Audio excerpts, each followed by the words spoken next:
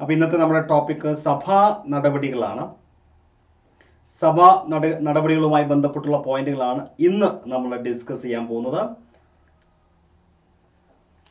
നിലവിൽ പാർലമെന്റിനെ കുറിച്ച് നമ്മൾ വളരെ വിശദമായിട്ട് പഠിച്ചു കഴിഞ്ഞു അല്ലേ? പാർലമെന്റ്, രാജ്യസഭ എന്താണ്, അതുപോലെ ലോകസഭ എന്താണ് എന്നതിനെ കുറിച്ച്, അപ്പർ ഹൗസിനെ കുറിച്ചും ലോവർ ഹൗസിനെ കുറിച്ചും വളരെ വ്യക്തമായി ഒരു അറിവ് നമുക്ക് ഉണ്ട്.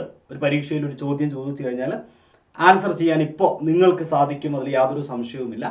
ഈ കോഴ്സിൻ്റെ 10ാമത്തെ ഭാഗമാണ് ഇന്ന് നമുക്ക് പഠിക്കാനുള്ള കാര്യങ്ങൾ.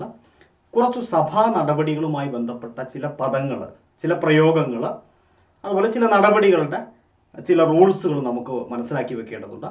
ഇവിടെ നിന്ന് ധാരാളം ക്വസ്റ്റ്യൻസ് പരീക്ഷകൾക്ക് ഇതിനു മുമ്പ് ചോദിച്ചിട്ടുണ്ട്. വളരെ പ്രധാനപ്പെട്ട പോയിന്റുകളൊക്കെയാണ് നമ്മളിപ്പോൾ ഡിസ്കസ് ചെയ്യുന്നത്. ചെറിയൊരു സെഷനാണ്. അപ്പോൾ ഈ സെഷനിലേക്ക് നമുക്ക് കടക്കാം. നോക്കാം ഏതൊക്കെയാണ് ഈ ഭാഗത്തു നിന്നുള്ള പോയിന്റുകൾ എന്നുള്ളത്. ആദ്യം ഞാൻ കുറച്ച് നടപടി ഇവിടെ വിവരിക്കാം. അതിനുശേഷം ഞാൻ നിങ്ങൾക്ക് നോട്ട് തരാം. അതിനുശേഷം നമുക്ക് ചോദ്യവും ഉത്തരവും ഡിസ്കസ് ചെയ്യാം. അപ്പോൾ ആദ്യം നമുക്ക് എന്താണ് നടപടിക്രമങ്ങൾ എന്നുള്ള കുറിച്ച് ഒരു വിശദമായ ഒരു ധാരണ ഈ ഭാഗത്ത് ഉണ്ടാക്കാം. അത് 5-10 മിനിറ്റ് എടുത്ത് നമുക്ക് അതുമായി ബന്ധപ്പെട്ടുള്ള കാര്യങ്ങൾ സംസാരിക്കാം. അതിനുശേഷം ഞാൻ ചോദ്യം ചോദിക്കുമ്പോൾ അല്ലെങ്കിൽ ചോദ്യം ചർച്ച ചെയ്യുമ്പോൾ നിങ്ങൾക്ക് വളരെ പെട്ടെന്ന് ആൻസർ കിട്ടുന്നതായിരിക്കും. ഓക്കെ, അപ്പോൾ ഏതൊക്കെയാണ് സഭാ നടപടികൾ? സഭയുമായി ബന്ധപ്പെട്ടുള്ള നടപടികളിൽ നമുക്കറിയാം, പാർലമെന്റിൽ, ലോകസഭയിൽ ഒരു സെഷൻ ആരംഭിക്കുമ്പോൾ അതിന് കൃത്യമായ ചില റൂൾസ് ആൻഡ് റെഗുലേഷൻസ് ഉണ്ട്. വളരെ ചിട്ടയായിട്ടാണ് അവിടെ നടക്കുന്ന ഓരോന്നും, വളരെ ചിട്ടയായിട്ടാണ് നടക്കുന്നത്. അതിൽ ആദ്യത്തെ നമുക്കറിയാം 11 മണിക്കാണ് സാധാരണ ഒരു സെഷൻ ആരംഭിക്കുന്നത്. ആ സെഷൻ 11 മണിക്ക് ആരംഭിക്കുമ്പോൾ ആദ്യം നടക്കുന്ന സെഷൻ എന്ന് പറയുന്നത് അത് ക്വസ്റ്റ്യൻ ആണ്. ഓക്കെ, ഒന്നാമത്തെ സെഷൻ എന്ന് പറയുന്നത് ക്വസ്റ്റ്യൻ അവർ ആണ്. നമുക്ക് മലയാളത്തിൽ അത് ചോദ്യവേള എന്ന് പറയാം. മലയാളം ഞാൻ വിശദമായി പറഞ്ഞുതരാം. ഇംഗ്ലീഷ് ഡിഗ്രി ലെവൽ പരീക്ഷ കൂടി എഴുതുന്നവരുണ്ട്, അപ്പോൾ അവർക്ക് കൂടി വേണ്ടിയിട്ടാണ്. ക്വസ്റ്റ്യൻ അവർ ആണ് ആദ്യത്തെ നടപടി എന്ന് പറയുന്നത്. ക്വസ്റ്റ്യൻ അവർ ആണ്. ഓക്കെ, എന്താണ് ക്വസ്റ്റ്യൻ അവർ? ഓരോ അംഗങ്ങളും അവരവർ മുൻകൂട്ടി തയ്യാറാക്കി വെച്ചിരിക്കുന്ന ചോദ്യങ്ങൾ ചോദിക്കുന്നതിന് വേണ്ടിയുള്ള ബന്ധപ്പെട്ട വിവിധ മേഖലയുമായി ബന്ധപ്പെട്ട അതത് മന്ത്രിമാരോട് ചോദ്യങ്ങൾ ചോദിക്കുകയും വളരെ ജനകീയമായിട്ടുള്ള പ്രാധാന്യമുള്ള വിഷയങ്ങൾ അവതരിപ്പിക്കുകയും അതിൻ്റെ മറുപടികൾ അതത് മന്ത്രിമാരിൽ നിന്ന് ആരായുകയും ചെയ്യുന്ന ഒരു ഏരിയയാണ് ക്വസ്റ്റ്യൻ ആർ എന്ന് പറയുന്നത്. ഇത് വളരെ പ്രീ പ്ലാൻഡ് ആയിട്ടായിരിക്കും നടക്കുന്നത്. നേരത്തെ ക്വസ്റ്റ്യൻസ് സ്പീക്കറുടെ മുമ്പിൽ എത്തുകയും അതിനനുസരിച്ച് സ്പീക്കർ ആളുകളെ വിളിക്കുകയും ഒക്കെ ചെയ്യുന്ന ഒരു ഏരിയയാണ് ക്വസ്റ്റ്യൻ അവർ എന്ന് പറയുന്നത്. അപ്പോൾ ആദ്യം എന്താണ് ക്വസ്റ്റ്യൻ അവർ എന്നുള്ളത്? ആ വാക്ക് സൂചിപ്പിക്കുന്ന പോലെ ചോദ്യവേളയാണ്, ചോദ്യോത്തര വേളയാണ് ക്വസ്റ്റ്യൻ ആർ എന്ന് പറയുന്നത്. ഈ ചോദ്യോത്തര വേളയിൽ ഞാനിപ്പോൾ പറഞ്ഞു, ചോദ്യങ്ങൾ വളരെ ലിമിറ്റ് ചെയ്യപ്പെട്ടിട്ടുണ്ട്. എല്ലാ കാര്യങ്ങളും ലിമിറ്റഡ് ആണ്. അതിൽ ഈ ചോദ്യങ്ങളെ 3ആയി തിരിക്കാം. 3 തരം ചോദ്യങ്ങളുണ്ട്. അപ്പോൾ ക്വസ്റ്റ്യൻ അവറിൽ 3 തരം ചോദ്യങ്ങളെ ചോദിക്കാൻ പാടുള്ളൂ. ഓക്കെ, 3 തരം ചോദ്യങ്ങൾ ഉണ്ട്. ഇതെല്ലാം ഞാൻ വിശദമാക്കും, സ്ലൈഡ് വരുന്നുണ്ട് പുറകിൽ, പക്ഷെ ഞാൻ അതിന് ആമുഖമായിട്ടൊന്ന് വിശദീകരിച്ച് പോകുന്നു, അത്രമാത്രം. അപ്പോൾ ആദ്യം ക്ലാസ് ഒന്ന് ശ്രദ്ധിക്കുക, അതിനുശേഷം നമുക്ക് ക്വസ്റ്റ്യൻ ആൻസറിലേക്ക് പോകാം. 3 തരം ചോദ്യങ്ങൾ. ആ 3 തരം ചോദ്യങ്ങൾ ഏതൊക്കെയാ? ഒന്ന് സ്റ്റാർഡ് ക്വസ്റ്റ്യൻസ്, അതായത് നക്ഷത്രാങ്കിത ചോദ്യങ്ങൾ, നക്ഷത്രം രേഖപ്പെടുത്തുന്ന, നക്ഷത്ര ചിഹ്നം രേഖപ്പെടുത്തുന്ന നക്ഷത്ര ചോദ്യങ്ങൾ എന്നറിയപ്പെടുന്ന ചോദ്യങ്ങളാണ് സ്റ്റാർഡ് ക്വസ്റ്റ്യൻസ്, നക്ഷത്ര ചോദ്യങ്ങൾ. അതുപോലെ അൺസ്റ്റാർഡ് ക്വസ്റ്റ്യൻസ് ഉണ്ട്. Okay, unstarred questions. അപ്പോൾ നേരത്തെ അനുവാദം വാങ്ങിക്കൊണ്ട് ചോദിക്കുന്ന ചോദ്യങ്ങളാണ് സ്റ്റാർഡ് ക്വസ്റ്റ്യൻസ് എന്ന് പറയുന്നത്. അതാണ് ഞാൻ നേരത്തെ പറഞ്ഞ, ഒരു ദിവസം മാക്സിമം 20 എണ്ണം ചോദിക്കാൻ പാടുള്ളൂ. അത്ര ലിമിറ്റ് അത്രയേ ഉള്ളൂ. ഒരാൾക്ക് ഒരെണ്ണേ ചോദിക്കാൻ പാടുള്ളൂ. ഒരു ദിവസം ഒരാൾക്ക് ഒരു സ്റ്റാർഡ് ക്വസ്റ്റ്യനെ ചോദിക്കാൻ പാടുള്ളൂ. ആ ചോദ്യം ചോദിച്ചു കഴിഞ്ഞാൽ അതിന് മറുപടി നൽകേണ്ടത് അതത് വകുപ്പ് മന്ത്രിയാണ്. അതിന് മറുപടി നൽകേണ്ടത് കൃത്യമായും ഓറൽ ആൻസർ ആണ്. വാ കൊണ്ടുള്ള മറുപടി എഴുതി കൊടുത്താൽ പോരാ, വായ കൊണ്ട് തന്നെ കൃത്യമായി മന്ത്രി അതിന് മറുപടി കൊടുത്തിരിക്കണം. മാത്രമല്ല, ഈ സ്റ്റാർഡ് ക്വസ്റ്റ്യൻസ് ചോദിക്കുമ്പോഴുള്ള ഒരു സൗകര്യം എന്ന് പറഞ്ഞു കഴിഞ്ഞാൽ അതിന് ഉപചോദ്യങ്ങൾ ചോദിച്ചയാൾക്ക് ഉപചോദ്യങ്ങൾ ചോദിക്കാനുള്ള അവസരം കൂടി സ്റ്റാർഡ് ക്വസ്റ്റ്യൻസിലുണ്ടാകും. അൺസ്റ്റാർഡ് ക്വസ്റ്റ്യൻസിൽ അത്തരം ഒരു അവസരമില്ല. ഏത്? ഉപചോദ്യങ്ങൾ ചോദിക്കാൻ പറ്റില്ല, ചോദ്യങ്ങൾ ചോദിക്കാം. കാരണം അതിന് മറുപടി നൽകുന്നത് പേപ്പറിൽ എഴുതിയിട്ടായിരിക്കും, മിക്കവാറും പേപ്പറിൽ എഴുതിയോ ഓറലായോ കൊടുക്കാം. അൺസ്റ്റാറിൽ സാധാരണ രീതിയിൽ പേപ്പറിൽ എഴുതിയാണ് മറുപടി കൊടുക്കുക. അതാണ് അൺസ്റ്റാറിന്റെ പ്രത്യേകത. സ്റ്റാർട്ട് ക്വസ്റ്റ്യൻസിന് വാഗോണ്ട് ചോദിക്കാം, വാഗോണ്ട് തന്നെ ഓറലായിട്ട് മറുപടി നൽകണം. അൺസ്റ്റാർട്ടിന് വാഗോണ്ട് ചോദിക്കുന്നുവെങ്കിൽ കൂടിയും എഴുതിയാണ് അതിന് മറുപടി എഴുതി മേശപ്പുറത്ത് വെക്കുകയാണ് ചെയ്യുന്നത്. ഇതിന് ഉപചോദ്യം ചോദിക്കാൻ പറ്റില്ല. എഴുതി മേശപ്പുറത്ത് വെക്കുന്നത് കൊണ്ട് തന്നെ ഉപചോദ്യങ്ങൾ ചോദിക്കാൻ അൺസ്റ്റാർട്ട് ക്വസ്റ്റ്യന് പറ്റില്ല. ഇത് കൂടാതെ ഷോർട്ട് നോട്ടീസ് ക്വസ്റ്റ്യൻസ് എന്ന് പറഞ്ഞ ഒരു വിഭാഗമുണ്ട്. Short notice questions. Okay, short notice questions അടിയന്തര പ്രാധാന്യമുള്ള ചില വിഷയങ്ങളിൽ ഷോർട്ട് നോട്ടീസ് ക്വസ്റ്റ്യൻസ് സ്വീകരിക്കും. ഇത് 10 ദിവസം മുമ്പ് തന്നെ മുൻകൂറായിട്ട് 10 days മുമ്പ് അറിയിച്ച്, അതായത് അനുവാദം വാങ്ങിയതിന് ശേഷമാണ് നമ്മൾ ഈ ക്വസ്റ്റ്യൻസ് ചോദിക്കുക. ഷോർട്ട് നോട്ടീസ് ക്വസ്റ്റ്യൻസ് എന്നാണ് പറയുക. അപ്പോൾ ഇത് സാധാരണ രീതിയിൽ ചോദിക്കുന്നത് ഓറലിയാണ്, വാഗോണ്ട് ചോദിക്കുന്നതാണ്. ഓക്കെ, പക്ഷേ ഇതും എഴുതിയാണ് ആൻസർ നൽകുക. അപ്പോൾ ക്വസ്റ്റ്യൻ അവറിൽ 3 തരം ചോദ്യങ്ങളുണ്ട് എന്നുള്ളത് മനസ്സിലാക്കുക. ഒന്ന് സ്റ്റാർട്ട് ക്വസ്റ്റ്യൻ, മറ്റൊന്ന് അൺസ്റ്റാർട്ട് ക്വസ്റ്റ്യൻ, മറ്റൊന്ന് ഷോർട്ട് നോട്ടീസ് ക്വസ്റ്റ്യൻ. 3 തരം ചോദ്യങ്ങളാണുള്ളത്. ഓക്കെ, അപ്പോൾ അതാണ് നിങ്ങളിവിടെ മനസ്സിലാക്കേണ്ടത്. അപ്പോൾ ഒന്നാമത്തെ കാര്യം ക്വസ്റ്റ്യൻ അവർ ആണ്. രണ്ടാമത്തെ ടേം എന്ന് പറയുന്നത്, രണ്ടാമത്തെ നടപടി എന്ന് പറയുന്നത് 0R ആണ്. അപ്പോൾ ഒരു പാർലമെന്റ് സെഷനിൽ രണ്ടാമത്തെ നടപടി 0R ആണ്. 0 അവർ. 0 അവർ എന്ന് പറഞ്ഞു കഴിഞ്ഞാൽ ശൂന്യവേള അല്ലെ, മലയാളത്തിൽ നമ്മളതിനെ ശൂന്യവേള എന്ന് വിളിക്കും. എന്താണ് ശൂന്യവേള? ഓക്കെ, ഇത് ചോദ്യവേള, ചോദ്യോത്തരവേള. ഇത് ശൂന്യവേളയാണെങ്കിൽ മറ്റത് ചോദ്യോത്തര വേളയാണ്. ആദ്യത്തത് ചോദ്യോത്തര വേളയാണ്. ഓക്കെ, ശൂന്യവേളയിൽ പ്രത്യേകിച്ച് പ്രയർ പെർമിഷൻ ഇല്ലാതെ തന്നെ ധാരാളം ചോദ്യങ്ങൾ ചോദിക്കാനും അതുപോലെ ക്വസ്റ്റ്യൻസിന് മറുപടി പറയാനും ഒക്കെയുള്ള സൗകര്യങ്ങളുണ്ട്. ഈ ക്വസ്റ്റ്യൻ അവർ നടക്കുന്നത് 11 മണി മുതൽ 12 മണി വരെയുള്ള സമയത്തും 0 അവർ നടക്കുന്നത് 12 മണി മുതൽ 1 മണി വരെയുള്ള സമയം വരെയാണ്. ഓക്കെ, 11 മുതൽ 12 മണി വരെ ക്വസ്റ്റ്യൻ ആറും 12 മുതൽ 1 മണി വരെ, ഇങ്ങനെയാണ് റൂള്. പക്ഷേ ഈ അടുത്ത കാലത്തായിട്ട് രാജ്യസഭയിൽ ആരംഭിക്കുന്നത് 0 അവറിലാണ്. രാജ്യസഭ സെഷൻ ആരംഭിക്കുന്നത് എവിടെയാണ്? 0 അവറിലാണ്. ഓക്കെ, അങ്ങനെ ഒരു മാറ്റം രാജ്യസഭയിൽ ഇപ്പം അടുത്ത കാലത്ത് 2004 മുതലാണ് ആ റൂൾ വന്നത്. 2004 മുതൽ. അപ്പൊ സാധാരണ രീതിയിൽ പാർലമെന്റിൽ സമ്മേളനം ആരംഭിക്കേണ്ടത് ക്വസ്റ്റ്യൻ അവറിലാണ്, ചോദ്യോത്തര വേളയിലാണ്. അങ്ങനെ ആയിരുന്നു ഇത്രയും കാലം. പക്ഷെ 2014 ശേഷം രാജ്യസഭയിൽ മാത്രം നേരെ തിരിച്ചായി മാറിയിട്ടുള്ളത്. രാജ്യസഭയിൽ 12 മണി മുതൽ 1 മണി വരെയാണ് ഈ ക്വസ്റ്റ്യൻ അവർ. 11 മണി മുതൽ 12 മണി വരെ ആദ്യത്തെ സെഷൻ 0 അവറാണ്. പറഞ്ഞത് മനസ്സിലായി എന്ന് കരുതുന്നു. അതായത് നേരെ തിരിച്ചാണ് രാജ്യസഭയിൽ എന്നുള്ള കാര്യമാണ് ഇവിടെ സൂചിപ്പിച്ചത്. ഇനി നമുക്ക് മൂന്നാമത്തെ കാര്യം, നോൺ കോൺഫിഡന്റ് മോഷൻ എന്ന് പറയുന്ന സംഗതി. നോൺ കോൺഫിഡന്റ് മോഷൻ, ഇതെന്താ സംഭവം? ഇതിന്റെ മലയാളം നിങ്ങൾക്ക് എല്ലാവർക്കും അറിയാം, അവിശ്വാസ പ്രമേയം അല്ലെ? അവിശ്വാസ പ്രമേയം.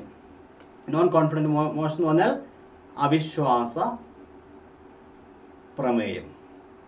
അവിശ്വാസ പ്രമേയം, നോൺ കോൺഫിഡന്റ് മോഷൻ. ഇത് നിങ്ങൾക്കറിയാം, ഒരു ഗവൺമെന്റിൽ ആ ഗവൺമെന്റിന്റെ ഭൂരിപക്ഷത്തിൽ പ്രതിപക്ഷത്തിന് സംശയമുണ്ട് എങ്കിൽ പ്രതിപക്ഷം ഉന്നയിക്കുന്ന മുന്നോട്ട് വയ്ക്കുന്ന മോഷനാണ്, പ്രമേയമാണ് അവിശ്വാസ പ്രമേയം, അല്ലെങ്കിൽ നോൺ കോൺഫിഡൻസ് മോഷൻ എന്ന് പറയുന്നത്. ഓക്കെ, അപ്പൊ ഇതുമായി ബന്ധപ്പെട്ട ചില ചോദ്യങ്ങളുണ്ട്, പോയിന്റുകളുണ്ട്. നമ്മൾ സ്ലൈഡ് ഡിസ്കസ് ചെയ്യുമ്പോൾ ഞാൻ അതിൽ പറയാം. അതുപോലെ വിശ്വാസം കാണിക്കാൻ വേണ്ടിയിട്ട്, അതായത് ഞങ്ങളുടെ ഗവൺമെന്റിന് പൂർണ്ണമായും ഭൂരിപക്ഷം ഉണ്ടെന്ന് ഭരണകക്ഷി വിശ്വാസം മറ്റുള്ളവരെ കാണിക്കാൻ വേണ്ടി നടത്തുന്നതാണ് കോൺഫിഡന്റ് മോഷൻ എന്ന് പറയുന്നത്. അതാണ് കോൺഫിഡന്റ് മോഷൻ. എന്താണ് confident motion? Confident motion. Okay, അപ്പൊ ഇത്രയും മനസ്സിലായില്ലേ? ഒന്ന് ക്വസ്റ്റ്യൻ അവർ ആണ്. ക്വസ്റ്റ്യൻ അവർ എന്ന് പറയുന്നത് സാധാരണ രീതിയിൽ സമ്മേളനം സെഷൻ ആരംഭിക്കുന്നത് ക്വസ്റ്റ്യൻ അവറിലായിരിക്കും. 3 തരം ചോദ്യങ്ങളുണ്ട്: starred questions, unstarred question, short notice question. Okay, രണ്ടാമത്തെ സെഷൻ എന്ന് പറയുന്നത് 0 അവർ ആണ്. സാധാരണ 12 മണി മുതൽ 1 മണി വരെയാണ് 0 അവർ അല്ലെങ്കിൽ ശൂന്യവേള. അവിടെ ധാരാളം ക്വസ്റ്റ്യൻസ് എല്ലാവർക്കും ചോദിക്കാനുള്ള അവകാശമുണ്ട്. മൂന്നാമത് നമ്മൾ പഠിച്ചത് നോൺ കോൺഫിഡന്റ് മോഷൻ, അതായത് അവിശ്വാസ പ്രമേയമാണ്. അവിശ്വാസ പ്രമേയം എന്ന് പറഞ്ഞാൽ ഭരണകക്ഷിയിലെ ഭൂരിപക്ഷത്തിൽ സംശയം വരുന്ന സമയത്ത് പ്രതിപക്ഷം മുമ്പോട്ട് കൊണ്ടുവരുന്ന ഒരു മോഷനാണ് അല്ലെങ്കിൽ പ്രമേയമാണ് അവിശ്വാസ പ്രമേയം. അവിശ്വാസ പ്രമേയം കൂടാതെ കോൺഫിഡന്റ് മോഷൻ, അതായത് വിശ്വാസ പ്രമേയമുണ്ട്. വിശ്വാസ പ്രമേയം എന്ന് പറഞ്ഞു കഴിഞ്ഞാൽ ഞങ്ങൾക്ക് ഭൂരിപക്ഷമുണ്ട് എന്ന് പറഞ്ഞുകൊണ്ട് ഭരണകക്ഷി അവതരിപ്പിക്കുന്ന, ഒരു സെക്കൻഡ്, വിശ്വാസ പ്രമേയം, കൈയക്ഷരം വളരെ മോശമാണ്, ഡിജിറ്റൽ പെൻ ആയതുകൊണ്ട്. അതാണ് വിശ്വാസ പ്രമേയം എന്ന് പറയുന്നത്. ഇനി നമുക്ക് അടുത്ത ചില പോയിന്റുകൾ കൂടി നമുക്കൊന്ന് നോക്കാം.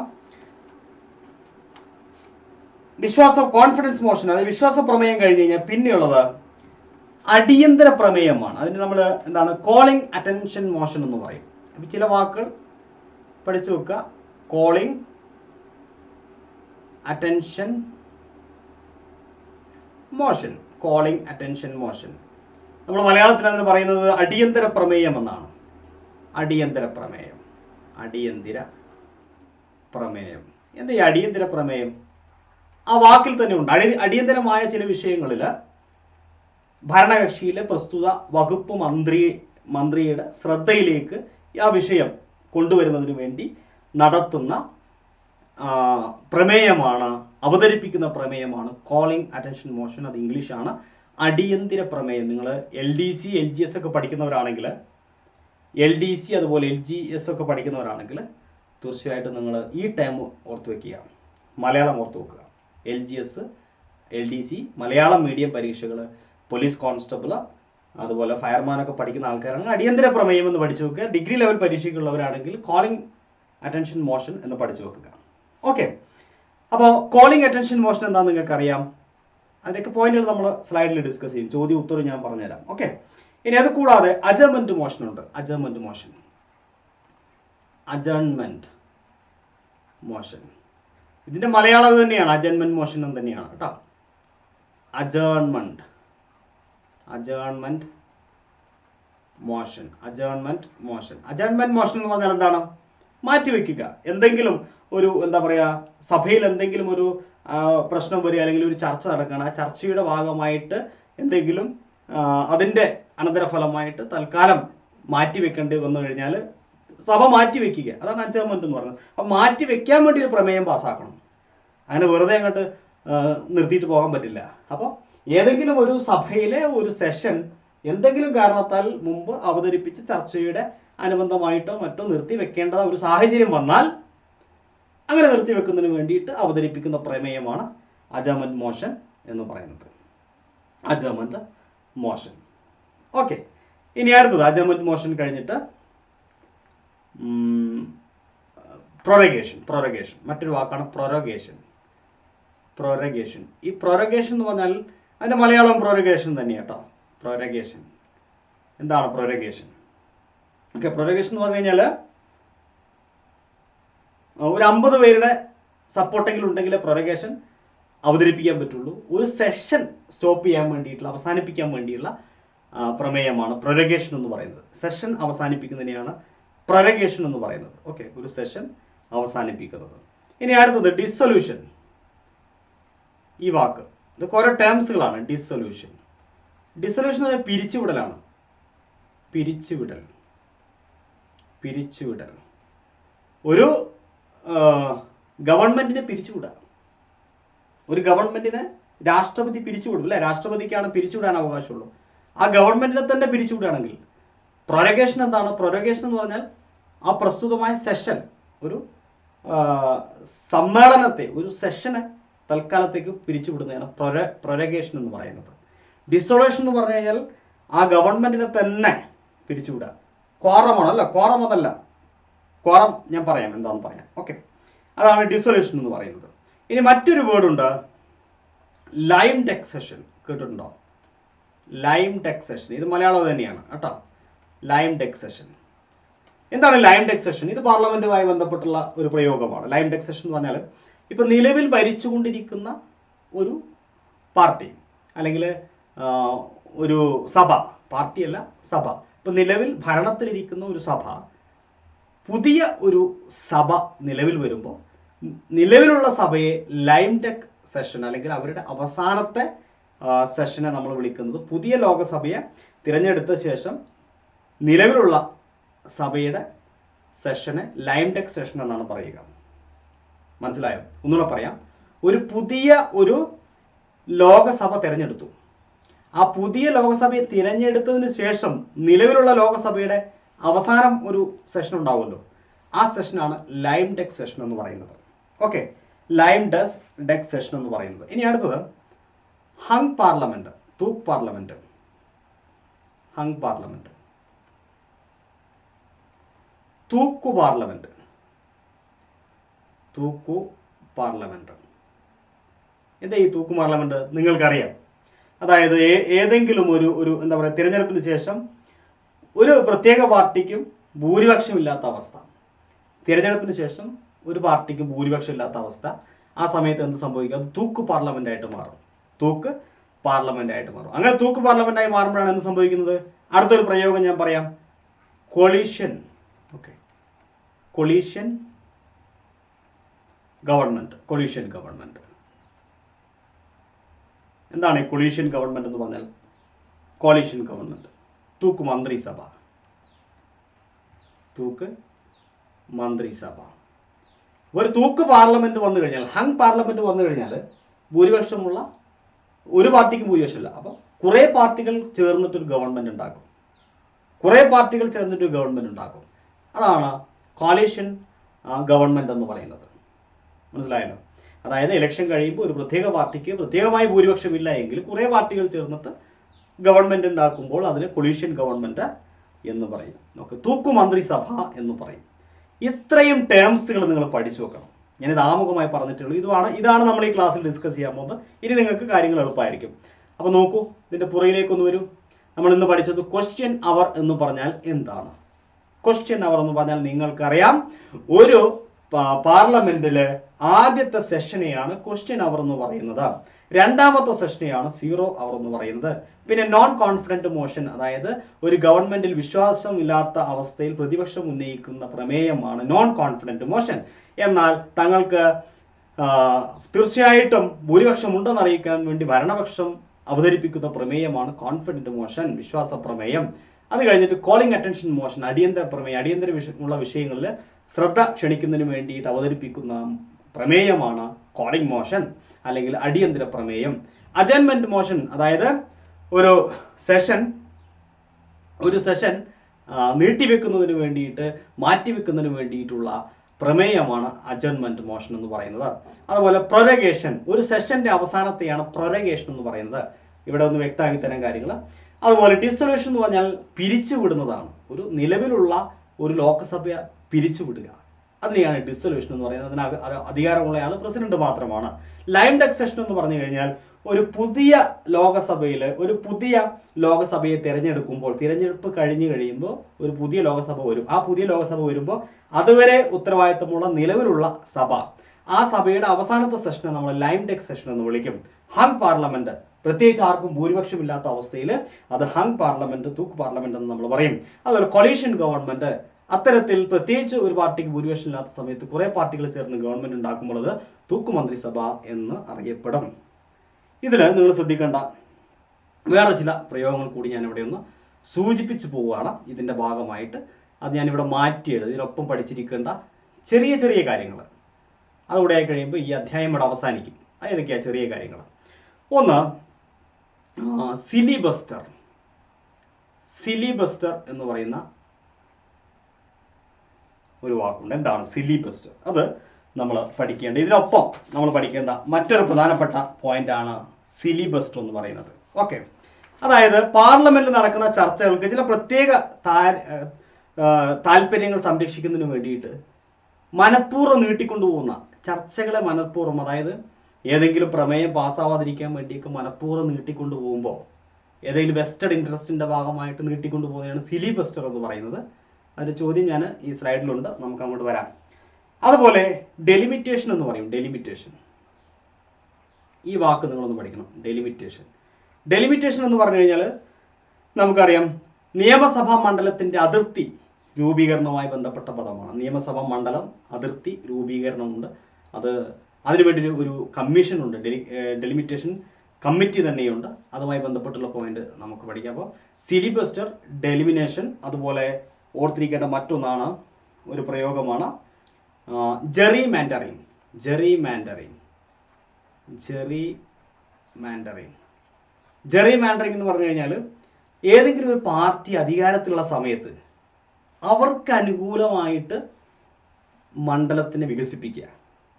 അതായത് മണ്ഡലം ആ പാർട്ടിക്ക് ഇന്ന പ്രത്യേക ഭൂരിപക്ഷം കിട്ടുന്നതിന് വേണ്ടി, അതായത് ചിലപ്പോൾ ഇതൊരു മണ്ഡലമാണെന്ന് വിചാരിക്കും, ഒരു മണ്ഡലത്തിൻ്റെ ഒരു അതിർത്തിയാണ്, ഇങ്ങനെയാണ് ഈ മണ്ഡലത്തിൻ്റെ മാപ്പ്.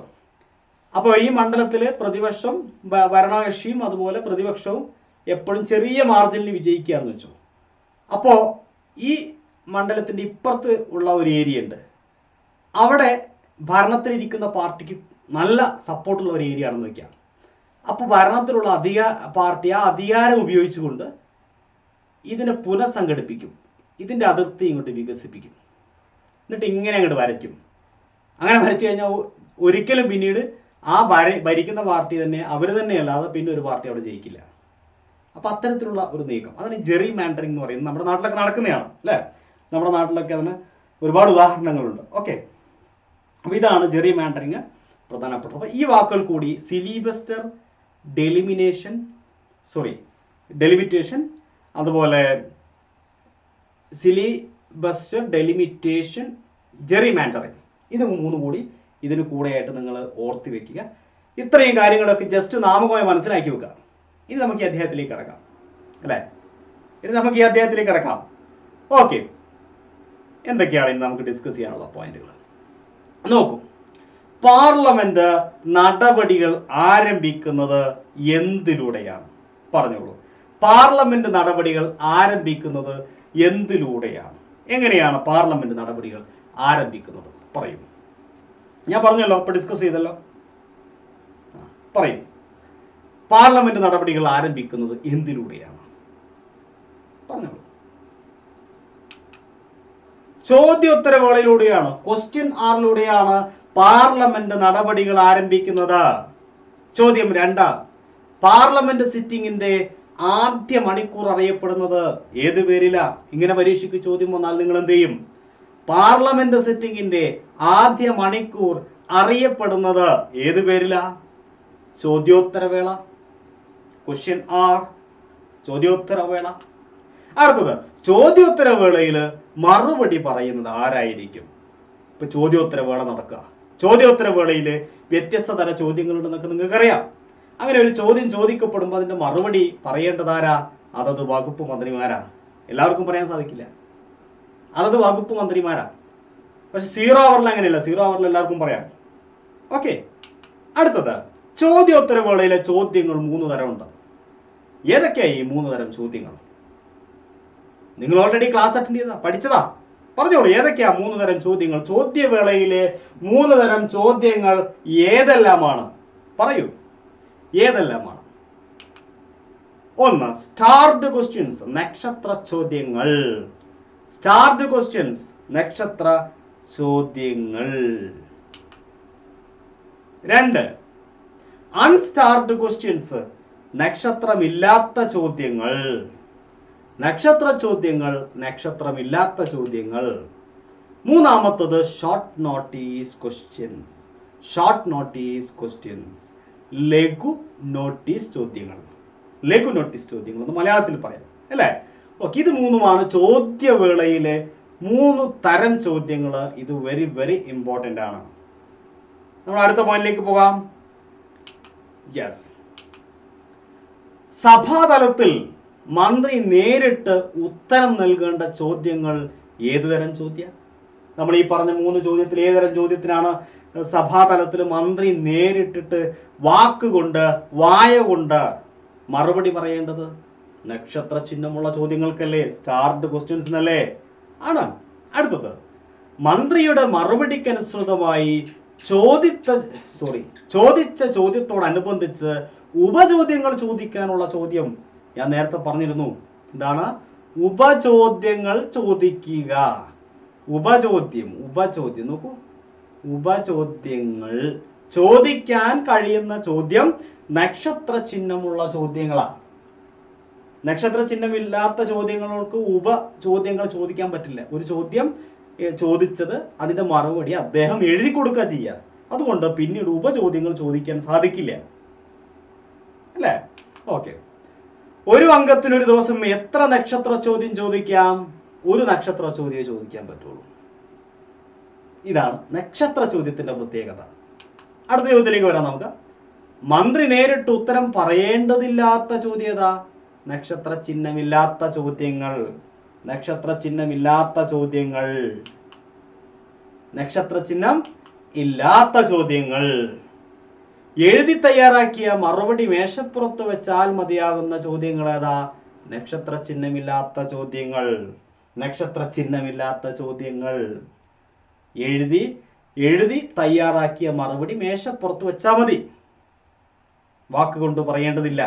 അത്തരം ചോദ്യങ്ങളാണ് ഇത്, നക്ഷത്ര ചിഹ്നമില്ലാത്ത ചോദ്യങ്ങൾ. ഉപചോദ്യങ്ങൾ ഉന്നയിക്കാൻ കഴിയാത്ത ചോദ്യങ്ങൾ ഏതാ? ഞാൻ നേരത്തെ പറഞ്ഞല്ലോ, പരീക്ഷയ്ക്ക് വന്നിട്ടുണ്ട്, പ്രീവിയസ് ഇയർ ക്വസ്റ്റ്യൻ ആണ്. ഉപചോദ്യങ്ങൾ ഉന്നയിക്കാൻ കഴിയാത്ത ചോദ്യങ്ങള് നക്ഷത്ര ചിഹ്നമില്ലാത്ത ചോദ്യങ്ങളാ. നക്ഷത്ര ചിഹ്നമില്ലാത്ത ചോദ്യങ്ങളാണ് ചോദ്യങ്ങൾ ചോദിക്കാൻ കഴിയാത്ത ചോദ്യങ്ങൾ എന്ന് പറയുന്നത്. ഓക്കെ, ഇനി നമുക്ക് അടുത്ത പോയിന്റിലേക്ക് പോകാം. അടിയന്തര പ്രാധാന്യമുള്ള വിഷയങ്ങളെ കുറിച്ച് ഉന്നയിക്കുന്ന ചോദ്യങ്ങൾ. അടിയന്തര പ്രാധാന്യമുള്ള വിഷയങ്ങളെ കുറിച്ച് ഞാൻ പറഞ്ഞിരുന്നു 10 ദിവസം മുമ്പേ അറിയിക്കുന്ന അല്ലെ ചോദ്യങ്ങൾ, ലഘു നോട്ടീസ് ചോദ്യങ്ങൾ. അടിയന്തര പ്രാധാന്യമുള്ള വിഷയങ്ങളെ ഉന്നയിക്കുന്ന അല്ലെങ്കിൽ വിഷയങ്ങളെ കുറിച്ച് ഉന്നയിക്കുന്ന ചോദ്യങ്ങൾ ലഘു നോട്ടീസ് ചോദ്യങ്ങളാണ്. ലഘു നോട്ടീസ് ചോദ്യങ്ങളാണ്. ഇത്തരം ചോദ്യങ്ങൾക്ക് 10 ദിവസത്തിൽ കുറയാതെയാണ് നോട്ടീസ് നൽകേണ്ടത്. അപ്പോൾ ഇതൊന്ന് ശ്രദ്ധിക്കണം, 10 ദിവസത്തിൽ കുറയാതെ നോട്ടീസ് നൽകേണ്ടതുണ്ട്. ഓക്കെ, ഇനി അടുത്ത പോയിന്റിലേക്ക് വരാം. രാജ്യസഭയിൽ നടപടിക്രമം ആരംഭിക്കുന്നത് ശൂന്യവേളയോടുകൂടിയാണ്. അപ്പൊ ഞാൻ നേരത്തെ എന്താണ് പറഞ്ഞത്? സാധാരണ രീതിയിൽ സഭയിൽ സെഷൻ ആരംഭിക്കുന്നത് ചോദ്യവേളയോട് കൂടിയിട്ടാണ്, അല്ലെ? ക്വസ്റ്റ്യൻ അവറോട് കൂടിയിട്ടാണ്. ക്വസ്റ്റ്യൻ അവർ, ഇതാണ് രീതി. പക്ഷെ രാജ്യസഭയിൽ ഇപ്പോഴങ്ങനെയല്ല. 2004 ശേഷം ശൂന്യവേളയോട് കൂടിയിട്ടാണ് സെഷൻ ആരംഭിക്കുന്നത്. അപ്പൊ ഇത് മനസ്സിലാക്കുക. അതുപോലെ ഇപ്പോൾ എത്ര മണിക്കാണ് രാജ്യസഭയിൽ ചോദ്യോത്തരവേള ആരംഭിക്കുന്നത്? 12 മണിക്ക്, അതായത് രണ്ടാമത്തെ സെഷൻ. അപ്പോൾ ഒരു സെഷൻ ആരംഭിക്കുമ്പോൾ ആദ്യം ചോദ്യോത്തരവേളയാണ് ഉണ്ടാവേണ്ടത്. പക്ഷെ രാജ്യസഭയിൽ അത് ശൂന്യവേളയാണ്. ശൂന്യവേള രാവിലെ 11 മണി മുതൽ 12 മണി വരെയും അത് കഴിഞ്ഞ് 12 മുതൽ 1 മണി വരെയുമാണ്. 12 മണിക്കാണ് അവിടെ രാജ്യസഭയിൽ ചോദ്യോത്തരവേള ആരംഭിക്കുന്നത്. ഓക്കെ, മാറ്റം വരുത്തിയത് എന്ന് മുതലാണെന്ന് ചോദിച്ചാൽ 2004 നവംബർ മാസം മുതലാണ്. അപ്പൊ എന്ന് മുതലാണ് രാജ്യസഭയിൽ ഇത്തരത്തിലൊരു മാറ്റം, അതായത് ശൂന്യവേളയിലാണ് സെഷൻ ആരംഭിക്കേണ്ടത് എന്ന് പറയുന്ന മാറ്റം ആരംഭിച്ചത് 2004 മുതലാണ്. ഇത് സ്റ്റെക്ക് വന്നാൽ ഞാൻ അറിഞ്ഞു കേട്ടോ. സ്റ്റെക്ക് വന്നതിന് ശേഷം ഞാൻ ഈ ഇന്റർനെറ്റ് കണക്ഷൻ മാറ്റി പുതിയ കണക്ഷനിലാണ് ഇപ്പം ഞാൻ ക്ലാസ് എടുക്കുന്നത്. അപ്പോഴാണ് ഇത് പോയത് കേട്ടോ, സ്റ്റെക്ക് മാറി കിട്ടിയത്. ഓക്കെ, ഇനി അടുത്ത പോയിന്റിലേക്ക് നമുക്ക് വരാം. മുൻകൂർ നോട്ടീസ് നൽകാതെ അടിയന്തര പ്രാധാന്യമുള്ള വിഷയങ്ങൾ ഉന്നയിക്കുവാനുള്ള അവസരമാണ് ശൂന്യവേള. അപ്പൊ ഇത് കഴിഞ്ഞ് സാധാരണ രീതി രണ്ടാമത്തെ സെഷനാണ് ശൂന്യവേള. മുൻകൂർ നോട്ടീസ് നൽകാതെ അടിയന്തര പ്രാധാന്യമുള്ള വിഷയങ്ങൾ ഉന്നയിക്കാനുള്ള അവസരമാണ് ഏത്? ശൂന്യവേള എന്ന് പറയുന്നത്. ശൂന്യവേള, അല്ലേ? ഓക്കെ, അടുത്തത് ചോദ്യോത്തരവേളയ്ക്കും അജണ്ടയ്ക്കും ഇടയിലുള്ള സമയമാണ് ശൂന്യവേള. ശ്രദ്ധിക്കണേ, ചിലപ്പോൾ പരീക്ഷയ്ക്ക് ഇങ്ങനെ ചോദിക്കും. ചോദ്യോത്തരവേളയ്ക്കും അജണ്ടയ്ക്കും ഇടയിൽ, അതായത് സാധാരണ രീതിയിൽ ക്വസ്റ്റ്യൻ അവർ ചോദ്യോത്തരവേളയാണ് ആദ്യം ഉണ്ടാവുക. ചോദ്യോത്തരവേള കഴിഞ്ഞാൽ പിന്നെ 0 അവർ ഉണ്ടാവും. 0 അവർ കഴിഞ്ഞിട്ടാണ് അജണ്ട ഉണ്ടാവുക. അജണ്ട ഓക്കെ, ആഫ്റ്റർനൂൺ സെഷനിൽ. അതിൽ ഈ 0 അവർ ഉണ്ടല്ലോ, 0 അവർ എന്ന് പറയുന്നത് ക്വസ്റ്റ്യൻ അവറിന്റെയും അജണ്ടയുടെയും ഇടയിൽ വരുന്നതാണ്. ഓക്കെ, ശൂന്യവേള എന്ന് പറയുന്നത് എവിടെ വരുന്നതാണ്? ചോദ്യോത്തരവേളയ്ക്കും അജണ്ടയ്ക്കും ഇടയിൽ വരുന്നതാണ്. അപ്പൊ അതുകൂടി ഒന്ന് കൃത്യമായിട്ട് മനസ്സിലാക്കി വെക്കുക. അടുത്തത്, പാർലമെന്റിന്റെ നടപടിക്രമങ്ങളിൽ ശൂന്യവേളയെ കുറിച്ച് പരാമർശിച്ചിട്ടില്ല എന്നുള്ള ഒരു പോയിന്റ് ജസ്റ്റ് ഒന്ന് കുറിച്ച് വെച്ചാൽ മതി. നമ്മുടെ പാർലമെന്റിന്റെ നടപടിക്രമങ്ങളിൽ ശൂന്യവേള എന്ന് പറഞ്ഞൊരു സംഭവം ഇല്ല. ഓക്കെ, ഇങ്ങനെ ഒരു സംഗതി ഉണ്ടെങ്കിൽ കൂടിയും അത് രേഖാപരമായി ഇല്ല എന്നുള്ളത് മനസ്സിലാക്കി വെക്കുക. ഓക്കെ, അടുത്ത പോയിന്റിലേക്ക് നമുക്ക് വരാം. 0 അവർ ഇന്ത്യയിൽ ആരംഭിച്ചത് 1962 0 അവർ ഇന്ത്യയിൽ ആരംഭിച്ചത് എന്ന് മുതലാണെന്ന് ചോദിച്ചാൽ 1962 മുതലാണ്. ഓക്കെ, ഇനി നമുക്ക് അടുത്ത ചോദ്യം. ശൂന്യവേളയുടെ ദൈർഘ്യം 1 മണിക്കൂറാണ്. ഇത് പരീക്ഷയ്ക്ക് ചോദിച്ചിട്ടുണ്ട് ഇതിനു മുമ്പ്. ശൂന്യവേളയുടെ ദൈർഘ്യം എത്രയാണ്? ശൂന്യവേളയുടെ ദൈർഘ്യം, ശൂന്യവേളയുടെ സമയം എന്ന് പറയുന്നത് 1 മണിക്കൂറാണ്. ശൂന്യവേളയുടെ ദൈർഘ്യം, ശൂന്യവേളയുടെ സമയം എന്ന് പറയുന്നത്.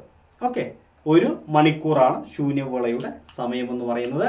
ഇനി നമുക്ക് അടുത്ത ഭാഗത്തേക്ക്, നെക്സ്റ്റ് പോയിന്റിലേക്ക് നമുക്ക് പോകാം. അവിശ്വാസ പ്രമേയം അവതരിപ്പിക്കുന്നതും പാസ്സാക്കുന്നതും എവിടെയാണ്?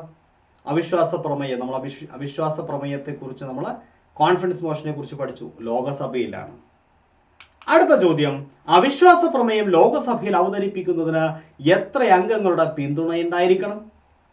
50 പേരുടെ പിന്തുണയുണ്ടായിരിക്കണം. ഇത് നമ്മൾ പഠിച്ചിട്ടുള്ളതാണ്. അവിശ്വാസ പ്രമേയം ലോകസഭയിൽ അവതരിപ്പിക്കുന്നതിന് 50 അംഗങ്ങളുടെ പിന്തുണയുണ്ടായിരിക്കണം. അവിശ്വാസ പ്രമേയം പാസ്സാകാൻ വേണ്ടത് കേവല ഭൂരിപക്ഷമാണ്. അപ്പൊ അവിശ്വാസ പ്രമേയത്തെ കുറിച്ച് അറിഞ്ഞിരിക്കേണ്ട കാര്യങ്ങളാണ് ഈ പറഞ്ഞതെല്ലാം. അവിശ്വാസ പ്രമേയം അവതരിപ്പിക്കുന്നത് ലോകസഭയിലാണ്, രാജ്യസഭയിലല്ല. അവിശ്വാസ പ്രമേയം ലോകസഭയിൽ അവതരിപ്പിക്കാൻ 50 പേരുടെ പിന്തുണ ഉണ്ടാവണം. അവിശ്വാസ പ്രമേയം പാസ്സാക്കാൻ കേവല ഭൂരിപക്ഷം ഉണ്ടായിരിക്കണം. ലോകസഭയിൽ ആദ്യമായി അവിശ്വാസ പ്രമേയം അവതരിപ്പിച്ച വ്യക്തി JB കൃപലാനിയാണ്. അപ്പൊ അങ്ങനെ ഒരു ക്വസ്റ്റ്യൻ PYQ ആണ് കേട്ടോ. ഓക്കെ, സ്റ്റെക്ക് അഭയ, ആരും പേടിക്കണ്ട. നിങ്ങൾ ഈ ലൈവ് സ്റ്റെക്ക് ആകുന്നുണ്ട് എങ്കിൽ നിങ്ങൾ ബേജാറാവണ്ട. ഈ വീഡിയോ റെക്കോർഡ് വരുമ്പോൾ ഞാൻ രണ്ടാമത് ഇത് അപ്ലോഡ് ചെയ്യും. ഈ ലൈവ് ഡിലീറ്റ് ചെയ്തിട്ട് ഞാൻ വേറെ അപ്ലോഡ് ചെയ്യും. അതിനകത്ത് ഈ സ്റ്റെക്കൊന്നും ഉണ്ടാവില്ല. ഈ വീഡിയോ സ്റ്റെക്ക് ഇല്ലാതെ നിങ്ങൾക്ക് കിട്ടും. ഓക്കെ, കുറച്ച് സമയം എടുക്കും, 1 മണിക്കൂർ 2 മണിക്കൂർ എടുക്കും. അത് കഴിഞ്ഞിട്ട് ഈ വീഡിയോ സ്റ്റെക്ക് ഇല്ലാത്ത വീഡിയോ നിങ്ങൾക്ക് കിട്ടും. ഓക്കെ, അതുകൊണ്ട് സ്റ്റെക്ക് ആവുന്നതുകൊണ്ട് നിങ്ങൾ പേടിക്കേണ്ട. സ്റ്റെക്ക് ആയാലും ഞാൻ ക്ലാസ് എടുത്ത് തീർക്കുകയാണ്. ഓക്കെ, അപ്പൊ ലോകസഭയിൽ ആദ്യമായി അവിശ്വാസ പ്രമേയം അവതരിപ്പിച്ചത് JB കൃപലാനിയാണ്. 1963 ആഗസ്റ്റ് 19 ജവഹർലാൽ നെഹ്റുവിനെതിരെയാണ്. ഓക്കെ, ഇനി അടുത്തത്, അവിശ്വാസ പ്രമേയത്തെ തുടർന്ന് രാജിവെച്ച ആദ്യ ഇന്ത്യൻ പ്രധാനമന്ത്രി ആരാ? VP സിംഗ് ആണ്. ഏറ്റവും മർമ്മപ്രധാനമായ പോയിന്റുകൾ മനസ്സിലാക്കുക. ലോകസഭയിൽ ആദ്യമായി അവിശ്വാസ പ്രമേയം അവതരിപ്പിച്ചത് JB കൃപലാനിയാണ്. 1963 ആഗസ്റ്റ് 19 ജവഹർലാൽ നെഹ്റുവിനെതിരെ. പക്ഷെ അത് വിജയിച്ചില്ല. അത് ആദ്യമായിട്ട് അവതരിപ്പിച്ചതാണ്.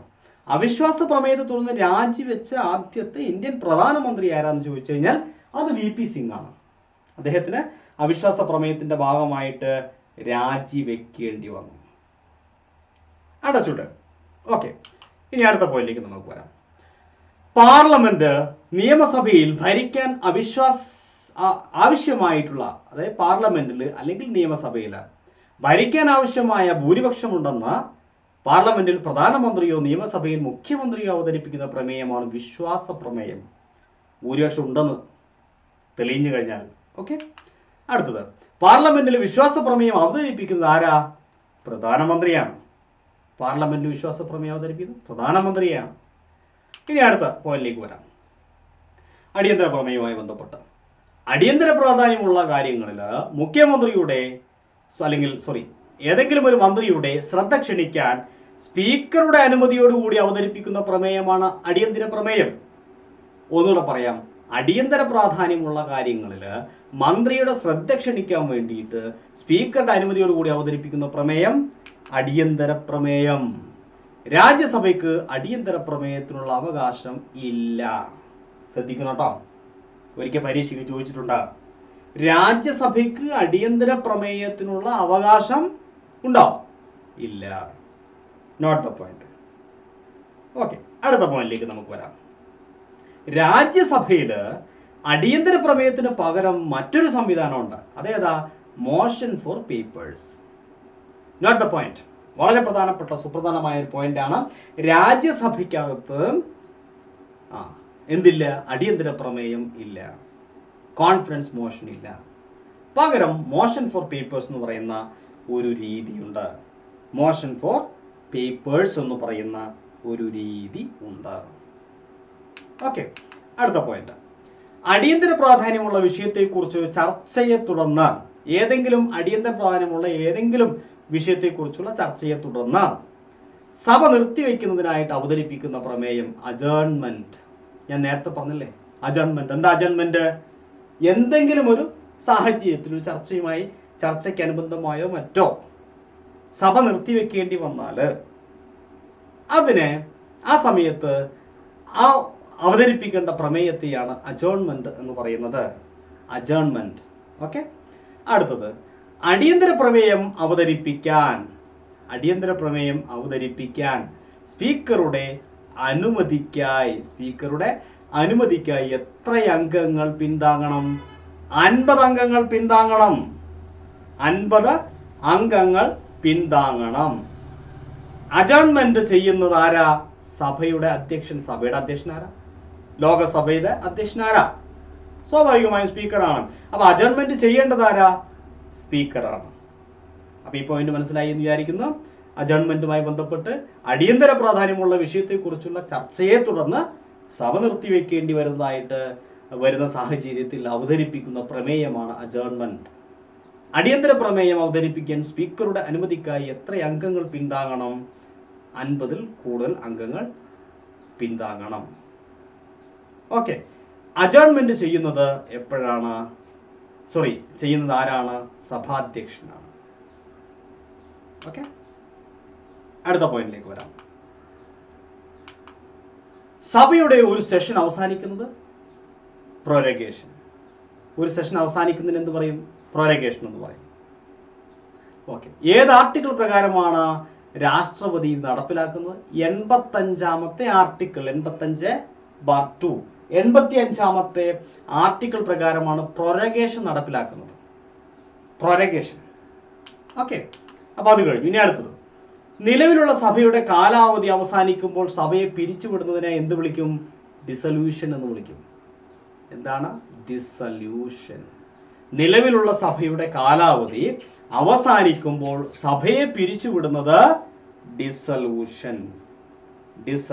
അപ്പൊ നേരത്തെ നമ്മൾ പഠിച്ച പ്രൊറഗേഷൻ കഴിഞ്ഞപ്പോൾ ഡിസൊല്യൂഷൻ. ഓക്കെ, അടുത്ത പോയിന്റ്, ലോകസഭയെ മാത്രമേ ഇത്തരത്തിൽ പിരിച്ചുവിടാൻ സാധിക്കുകയുള്ളൂ കേട്ടോ. കാരണം എന്താ? നമ്മൾ ഇതുവരെ എല്ലാം പഠിച്ചിട്ടുണ്ട്. എന്താ പഠിച്ചത്? ലോകസഭയ്ക്ക് മാത്രമേ ഡിസൊല്യൂഷൻ ഉള്ളൂ. രാജ്യസഭയെ അങ്ങനെ പിരിച്ചുവിടാൻ പറ്റില്ല. ആർക്കും പിരിച്ചുവിടാൻ പറ്റില്ല. ഓക്കെ, അപ്പൊ ഡിസൊല്യൂഷൻ എന്ന് പറയുന്നത് ലോകസഭയെ മാത്രമേ പിരിച്ചുവിടാൻ പറ്റുള്ളൂ. ഓക്കെ, രാജ്യസഭയെ പിരിച്ചുവിടാൻ പറ്റില്ല. രാജ്യസഭ ഒരു സ്ഥിരം സഭയാണ്. എന്താണ്? രാജ്യസഭ ഒരു സ്ഥിരം സഭയാണ്. അതുകൊണ്ട് പിരിച്ചുവിടാൻ ഒക്കത്തില്ല, പിരിച്ചുവിടാൻ സാധിക്കില്ല. ആർക്കാണ് ഡിസൊല്യൂഷനുള്ള അധികാരം? രാഷ്ട്രപതിക്കാണ്. ഇതല്ലേ ഞാൻ ആമുഖമായിട്ട് പറഞ്ഞത്? ഡിസൊല്യൂഷനുള്ള അധികാരം എന്ന് പറയുന്ന ആർക്കാ? രാഷ്ട്രപതിക്കാണ്. ഡിസൊല്യൂഷനുള്ള അധികാരം. അടുത്ത പോയിന്റിലേക്ക് നമുക്ക് വീണ്ടും വരാം. ഒരു സഭയുടെ സമ്മേളനം ചേരുന്നതിന് ആ സഭയുടെ നിശ്ചിത ശതമാനം അംഗങ്ങൾ പങ്കെടുക്കേണ്ടതുണ്ട്. ഇതിനെ ഡാഷ് എന്ന് പറയും, ഇതിന് ക്വാറം എന്ന് പറയും. ക്വാറം തികഞ്ഞാൽ മാത്രമേ സഭ കൂടാനും തീരുമാനം എടുക്കാനൊക്കെ പറ്റുള്ളൂ. ക്വാറം തികയണമെങ്കിൽ, സഭ ചേരണമെങ്കിൽ, സഭ കൂടണമെങ്കിൽ, തീരുമാനങ്ങൾ എടുക്കണമെങ്കിൽ എത്ര ശതമാനം ആളുകൾ വേണം? നോക്കൂ, 10-1 ആളുകൾ വേണം. ആകെ അംഗങ്ങളുടെ 10-1 ഉണ്ടാവണം.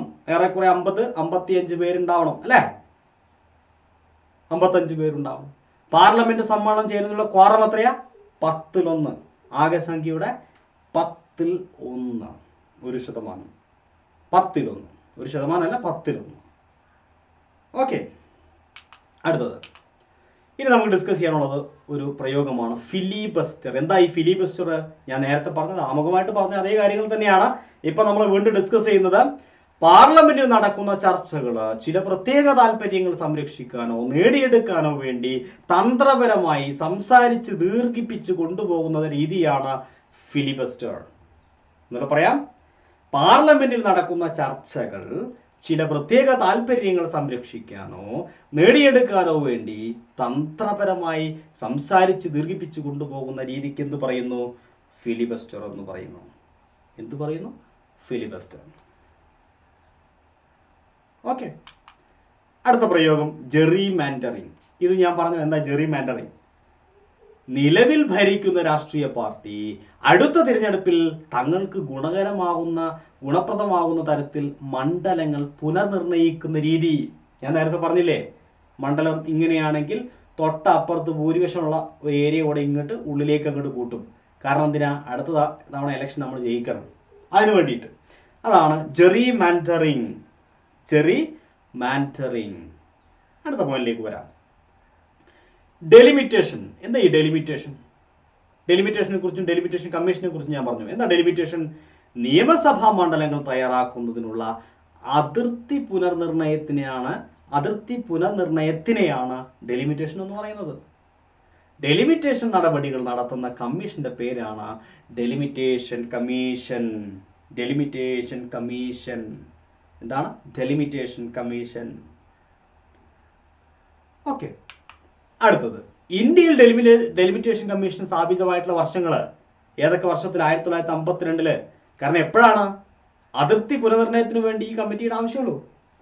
1952 ഉണ്ടായിരുന്നു, 1963 ഉണ്ടായിരുന്നു, 1973 ഉണ്ടായിരുന്നു. 52, 63, 73. അവസാനം 2002 ഡെലിമിറ്റേഷൻ കമ്മീഷൻ ഉണ്ടായിരുന്നു. ഓക്കെ, അടുത്ത പോയിന്റിലേക്ക് നമുക്ക് വരാം. പുതിയ ലോകസഭയെ തിരഞ്ഞെടുത്ത ശേഷം നിലവിലുള്ള ലോകസഭയുടെ അവസാനത്തെ സെഷനെ ഡാഷ് എന്ന് വിളിക്കുന്നു. എന്ത് വിളിക്കുന്നു? ലൈം ഡെക്ക് സെഷൻ എന്ന് വിളിക്കുന്നു. അടുത്തത്, പൊതു തെരഞ്ഞെടുപ്പിന് ശേഷം മന്ത്രിസഭയുണ്ടാക്കുവാൻ ഒരു പാർട്ടിക്കും വ്യക്തമായ ഭൂരിപക്ഷം ലഭിക്കുന്നില്ല എങ്കിൽ അത്തരം പാർലമെന്റിനെയാണ് ഡാഷ് എന്ന് വിളിക്കുന്നത്, തൂക്ക് പാർലമെന്റ് എന്ന് വിളിക്കുന്നത്. ഇത് ഞാൻ നേരത്തെ പറഞ്ഞതല്ലേ. അപ്പൊ എന്താണ് ലൈം ഡെക്ക് സെഷൻ? എന്താണ് തൂക്ക് പാർലമെന്റ്? പഠിച്ചു. കൂട്ടുകെട്ട് മന്ത്രിസഭ, കൊളീഷ്യൻ അല്ലെ, കോളീഷ്യൻ ഗവൺമെന്റ്. എന്താണ് കൊളീഷ്യൻ ഗവൺമെന്റ്? കൂട്ടുകെട്ട് മന്ത്രിസഭ. തിരഞ്ഞെടുപ്പ് നടക്കുകയും അതിനുശേഷം ഒരു പാർട്ടിക്കും വ്യക്തമായ ഭൂരിപക്ഷം ലഭിക്കാതെ വരികയും ചെയ്യുന്ന അവസരത്തിൽ രണ്ടോ അതിലധികമോ പാർട്ടികൾ ഒത്തുചേർന്ന് രൂപീകരിക്കുന്ന മന്ത്രിസഭയാണ് കൂട്ടുകക്ഷി മന്ത്രിസഭ. കഴിഞ്ഞു. അപ്പൊ ഇത്രയാണ് നമുക്ക് ഈ സെഷനിൽ പഠിക്കാനുള്ളത്. ഞാൻ നേരത്തെ പറഞ്ഞ എല്ലാ ടേംസുകളും ഞാൻ ഡിസ്കസ് ചെയ്ത് കഴിഞ്ഞിരിക്കുകയാണ്. ഓക്കെ, അപ്പൊ നിങ്ങൾ ഈ പറയുന്ന കാര്യങ്ങൾ മറക്കരുത്. ഇത്രയുമാണ് നമുക്കിവിടെ പഠിക്കാനുള്ള കാര്യങ്ങൾ എന്ന് പറയുന്നത്. ഇത്രയും കാര്യങ്ങളാണ്. അതിൽ ഞാൻ ഒരു കാര്യം പ്രത്യേകം എടുത്തു പറയുകയാണ്. ഇവിടെ നോക്കൂ, 3 പ്രയോഗങ്ങൾ. ഒന്ന് അജേൺമെന്റ്. എന്താണ് അജേൺമെന്റ്? ഞാൻ നേരത്തെ പറഞ്ഞ കാര്യങ്ങൾ തന്നെയാണ്. മറ്റൊന്ന് പ്രൊരഗേഷൻ. പറഞ്ഞ ഏറ്റവും പ്രധാനപ്പെട്ട 3 കാര്യങ്ങളെ ഞാനൊന്ന് റിപ്പീറ്റ് ചെയ്യാണ്. അടുത്തത് ഡിസൊല്യൂഷൻ. എന്താണ് ഡിസൊല്യൂഷൻ? ഈ 3 കാര്യങ്ങളിൽ ഇത് 3ഉം എന്താണ് നമുക്കൊന്ന് പരിശോധിക്കാം. ആദ്യം എന്താണ് അജേൺമെന്റ്? അജേൺമെന്റ് എന്ന് പറഞ്ഞു കഴിഞ്ഞാൽ സിറ്റിംഗ് അവസാനിപ്പിക്കുന്ന ഒരു സിറ്റിംഗ് അവസാനിപ്പിക്കുക, സ്റ്റോപ്പ് ചെയ്യുക അല്ലെ, തൽക്കാലം നിർത്തിവെക്കുക, അവസാനിപ്പിക്കുക. അപ്പോൾ ഒരു ദിവസത്തെ സിറ്റിംഗ് അവസാനിപ്പിക്കുക, അജേൺമെന്റ്. പ്രൊരഗേഷൻ എന്ന് പറഞ്ഞാൽ എന്താ? ആ സെഷൻ തന്നെ അവസാനിപ്പിക്കുക. ഓക്കെ, ആ സെഷൻ പിരിച്ചുവിടുക, സെഷൻ അവസാനിപ്പിക്കുക. അജേൺമെന്റ് താൽക്കാലികമായിട്ട് നടന്നുകൊണ്ടിരിക്കുന്ന സിറ്റിങ്ങിനെ അവസാനിപ്പിക്കുന്നു. എന്നാൽ പ്രൊരഗേഷൻ എന്ന് പറഞ്ഞാൽ സെഷൻ തന്നെ അവസാനിപ്പിക്കുക. ഡിസൊല്യൂഷൻ എന്താണ്?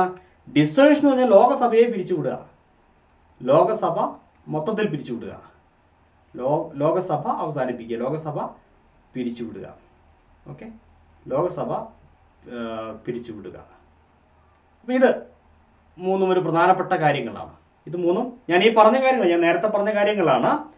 ഓക്കെ, അത് നിങ്ങൾ ഒന്ന് ഡീറ്റെയിൽ ആയിട്ട് പഠിക്കുക. ഓക്കെ, ഇനി ഞാൻ ഇന്ന് ഓർക്കേണ്ട ഏറ്റവും പ്രധാനപ്പെട്ട കുറച്ച് ആർട്ടിക്കിൾസുകൾ ഇന്ന് നമുക്ക് പഠിക്കാനുള്ളത്. ഒന്ന് ആർട്ടിക്കിൾ 165 മറ്റൊന്ന് ആർട്ടിക്കിൾ 178 പിന്നെ ആർട്ടിക്കിൾ 200 ആർട്ടിക്കിൾ 202 ആർട്ടിക്കിൾ 210. എന്തൊക്കെയാണ് ഈ 5 ആർട്ടിക്കിൾ? നമുക്ക് നോക്കാം. ആർട്ടിക്കിൾ 165 സംസ്ഥാന അഡ്വക്കേറ്റ് ജനറലിനെ കുറിച്ച് പറയുന്നു. സംസ്ഥാന അഡ്വക്കേറ്റ് ജനറലിനെ കുറിച്ച് പറയുന്നു. മറക്കരുത്, ആർട്ടിക്കിൾ 165. ആർട്ടിക്കിൾ 178 നിയമസഭാ സ്പീക്കർ, നിയമസഭയുടെ സ്പീക്കറെയും ഡെപ്യൂട്ടി സ്പീക്കറെയും പറ്റി പറയുന്നു. ആർട്ടിക്കിൾ 178.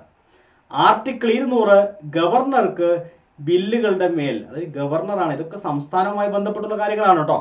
ഗവർണർക്ക് ബില്ലുകൾക്ക് മേൽ തീരുമാനമെടുക്കാനുള്ള അധികാരം.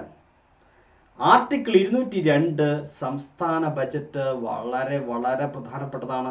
സംസ്ഥാന ബജറ്റിനെ കുറിച്ച് പറയുന്ന ആർട്ടിക്കിൾ ഏതാണെന്ന് ചോദിക്കും പരീക്ഷയ്ക്ക്. ആർട്ടിക്കിൾ 202 ഇനി നമുക്ക് ആർട്ടിക്കിൾ 210 സംസ്ഥാന നിയമനിർമ്മാണ സഭകളിലെ ഔദ്യോഗിക ഭാഷയെക്കുറിച്ച്, സംസ്ഥാന നിയമനിർമ്മാണ സഭയിലെ ഭാഷയെക്കുറിച്ച് പറയുന്ന ആർട്ടിക്കിൾ ഏതാണ്? ആർട്ടിക്കിൾ 210 വളരെ പ്രസക്തമായ ആർട്ടിക്കിളാണ്. ഓക്കെ, അപ്പോൾ ഈ ക്ലാസ് ഇവിടെ അവസാനിക്കുകയാണ്. നിങ്ങൾ നന്നായിട്ട് പഠിക്കുക. അപ്പോൾ ഇതിനിടയ്ക്ക് സ്റ്റെക്ക് വന്നിരുന്നു, വീഡിയോ ഇടയ്ക്കിടയ്ക്ക് തടസ്സപ്പെട്ടിരുന്നു, റിയലി സോറി. എല്ലാ പോയിന്റുകളും നല്ല വൃത്തിയിൽ പഠിച്ചു വെച്ചുള്ള. സത്യത്തിൽ ഒരുപാടൊന്നും ഇല്ല കേട്ടോ, അത് വളരെ കുറച്ചേ ഉള്ളൂ. ഞാൻ ആദ്യം പറഞ്ഞ ഫസ്റ്റ് സ്ലൈഡിൽ എഴുതിയ ടേംസുകൾ എന്താണെന്ന് പിന്നീട് എടുത്തു പറഞ്ഞു, അത്ര മാത്രമേ ഉള്ളൂ. ഇത് ഒരുപാടൊന്നുമില്ല. ആ ടേംസുകൾ ഓരോന്നും എന്താണെന്ന് മനസ്സിലാക്കുക. ആ ടേംസുകളൊക്കെ ഒന്ന് വായിക്കുക, അതെന്താണെന്ന് സ്വയം ഒന്ന് മനസ്സിൽ ചോദിക്കുക. ആ ചോദ്യത്തിന് ഉത്തരം പറയാൻ നിങ്ങൾക്ക് സാധിക്കുമെങ്കിൽ നിങ്ങൾ ഈ പാഠം പഠിച്ചു. ഓക്കെ, അപ്പോൾ വീണ്ടും അടുത്ത ടോപ്പിക്കുമായിട്ട് നമുക്ക് അടുത്ത ദിവസം കാണാം. ഈ സെഷൻ ഇവിടെ അവസാനിക്കുന്നു. Okay, see you, have a nice day.